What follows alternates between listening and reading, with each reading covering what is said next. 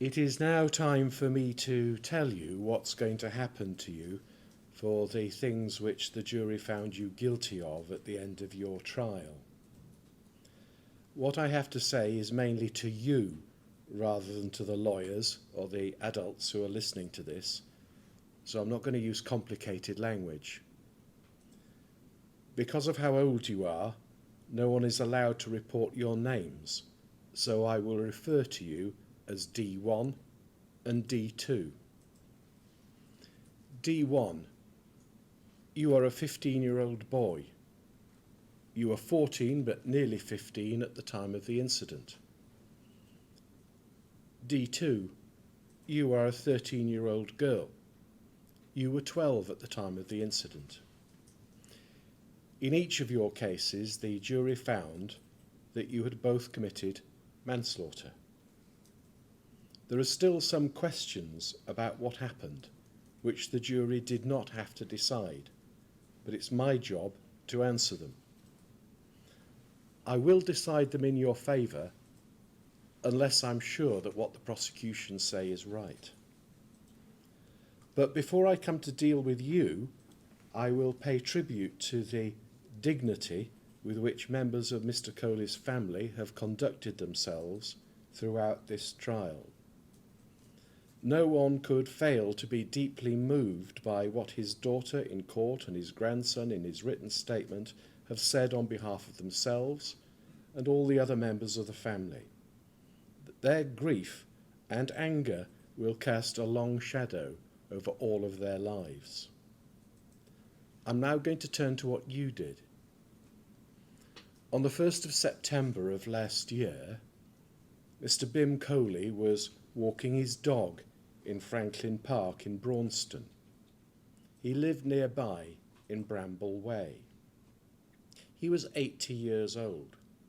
He was slim and active, but fragile, and he looked his age. You were both in the park that late afternoon with 3 other friends. When Mr Kohli came into view, you, D1, put on a balaclava you had with you and walked over to him. I am sure that D2 pointed him out to you as someone who, she said, had on an earlier occasion threatened another boy, who you both knew, with a stick. I'm also sure that you, D1, wore your balaclava to make yourself look frightening and to hide your face so you wouldn't be recognised. Why else would you put the balaclava on before you went over to him and then take it off as you were later leaving the scene?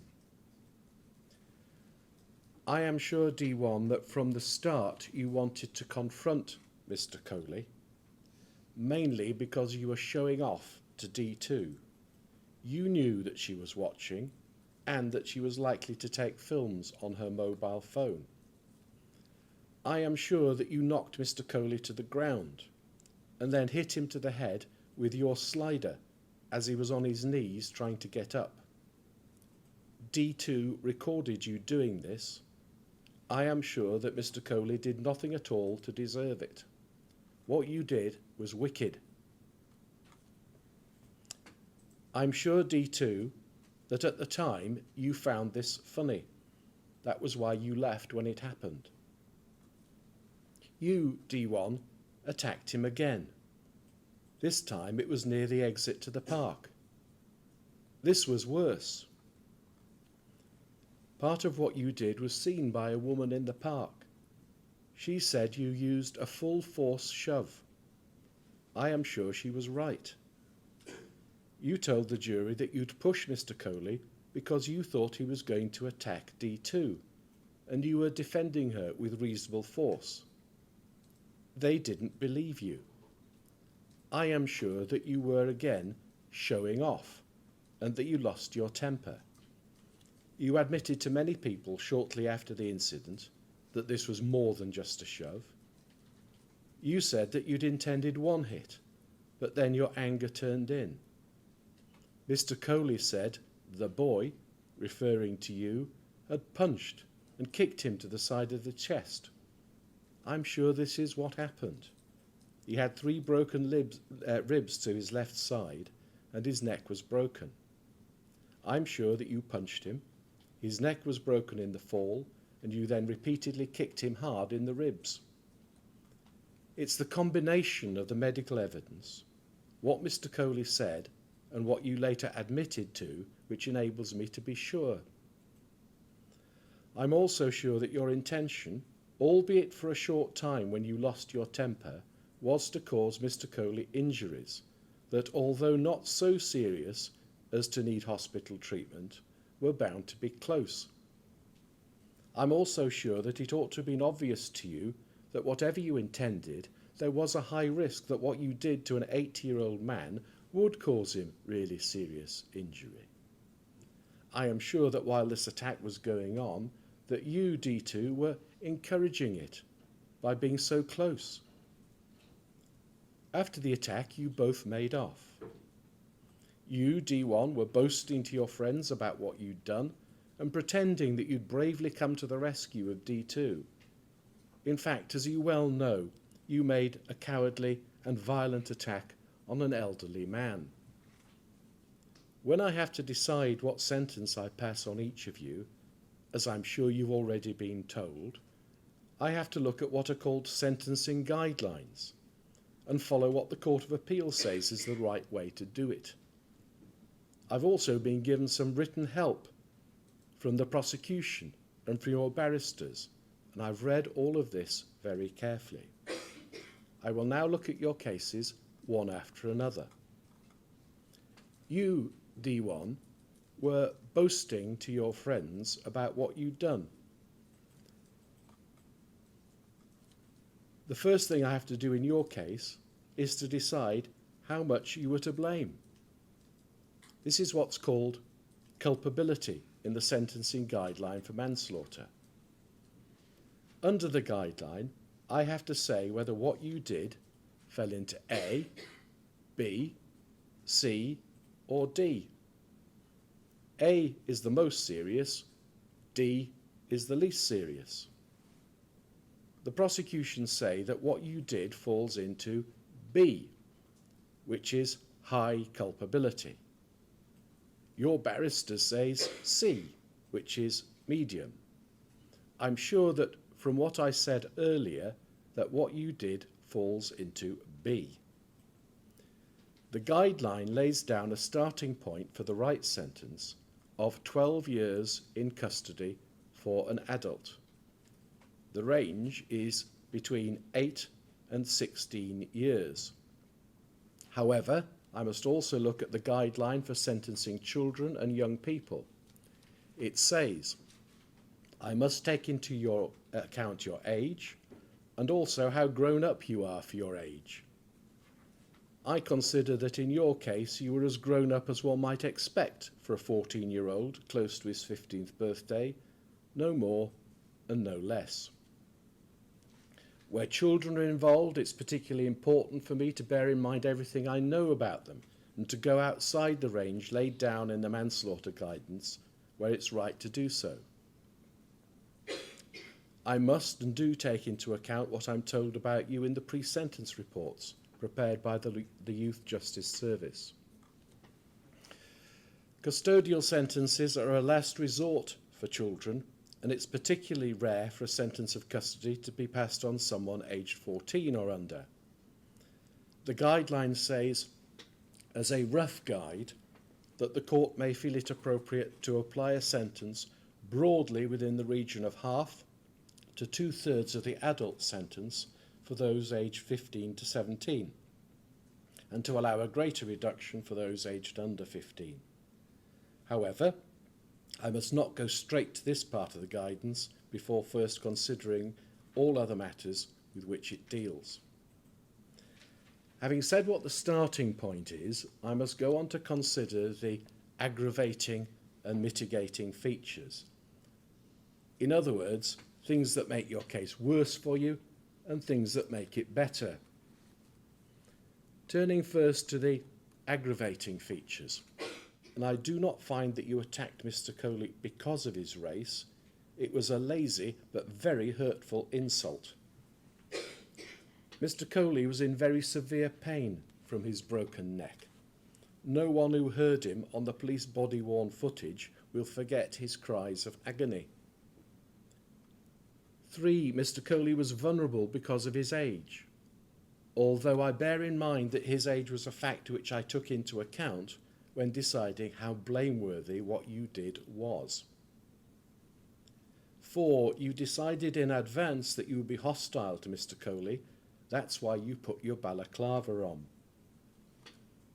5. What you did to Mr Kohli was not one single attack, which you immediately regretted, but was in 2 separate violent outbursts. 6. You used a slider as a weapon, but I bear in mind having seen that it was a flimsy item, which when used was more humiliating than dangerous. 7. As between you and D2, you took the lead, in her presence, playing up to her and to the camera on her mobile phone. Turning now to the mitigating features. 1. You have no previous convictions. 2. Despite some earlier bad reports about your behaviour in the children's home, more recently you are said to have behaved positively and well. You've applied yourself to your studies and have been helpful to the other children. 3. You have issues with your mental health which are set out in detail in the pre-sentence report, which I have read. 4. Your life at home has not given you the best start. Your mother has supported you, but there have been many issues which are again detailed in the pre-sentence report and which I have fully considered. I am unable to give much weight to what is said about your remorse. I'm sure you regret that Mr Kohli died because of what you did to him, but you still say it wasn't your fault. It was your fault, and the sooner you realise this, the better. Had you been an adult, even concentrating as I must on your personal circumstances, the balance of aggravating and mitigating features would have resulted in an increase from the starting point to 14 years custody. I reduced this to 7 years to reflect your age and level of maturity and in conformity with the sentencing guideline. You'll get credit for the time you've already spent in custody. This is one of those rare cases in which long-term detention is the only way to deal with you. A community order would simply not begin to reflect the seriousness of what you did. I now turn to D2. I have to consider the same guidelines as I did with D1. In your case, I consider that your offending fell into the medium category of culpability. You intended that Mr Kohli should suffer some harm, but not that D1 should attack him with the force which he used near to the exit of the park. You continued to film what happened after Mr Kohli had been forced to the ground and humiliated. It was obvious to you that if you stayed around and continued to film, then D1 was liable to cause Mr Kohli at least some further harm, and that you would be encouraging him to do that.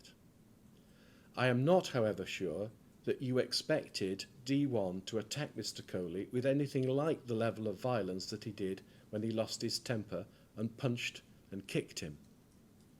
You did not play the leading role in the incident, but yours was not a minor part. With respect to the aggravating features, 1. I refer again to the severe pain caused to Mr Kohli caused by his injuries. 2. Mr Kohli was a vulnerable elderly man, which must have been obvious to you even at your age. 3. You actively encouraged D1 to carry on by filming him and remaining close at hand even after his first humiliating attack. Although what you did was very serious in some important ways, it was not as serious as D1. You did not at any stage hurt Mr Kohli directly, and I am sure that you didn't foresee the violence of the attack which D1 carried out at him towards the end. I do not find that your involvement was because of Mr Kohli's race, the evidence about this was limited to D1. In mitigation, I've taken into account everything set out in the pre-sentence report and what has been said and written on your behalf by your barristers. And it can be said, 1, you have no previous convictions. 2, you've had a troubled upbringing. 3, people who know who you are and what you did have given you a very hard time since September of last year. 4, you are assessed as presenting a low risk of committing further offences.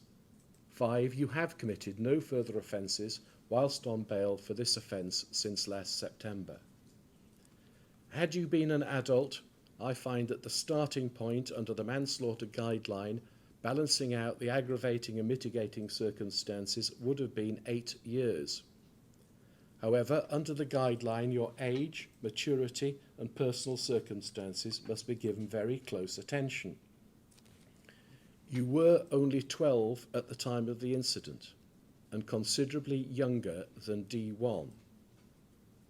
I find that you were as grown up as your age of 12 would suggest, no more and no less.